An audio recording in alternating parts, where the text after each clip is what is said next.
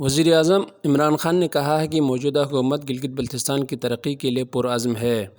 آج اسلام آباد میں گلگت بلتستان میں مواصلاتی روابط میں مزید بہتری لانے کے حوالے سے ایک اجلاس سے خطاب کرتے ہوئے انہوں نے کہا کہ گلگت بلتستان کی ترقی کے لیے تاریخی ترقیاتی پیکیج کی منظوری دی جا چکی ہے، جس سے علاقے میں تعمیر و ترقی کا نیا باب شروع ہوگا۔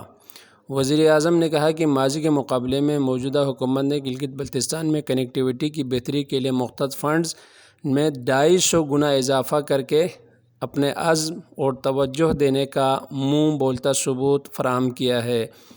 وزیر اعظم نے وزارت information technology, special communication organisation اور پاکستان ٹیلی کمیونیکیشن اتھارٹی کو ہدایت کی کہ گلگت بلتستان میں مواصلاتی روابط کی بہتری کے حوالے سے اپنی بھرپور کوششیں جاری رکھی جائیں۔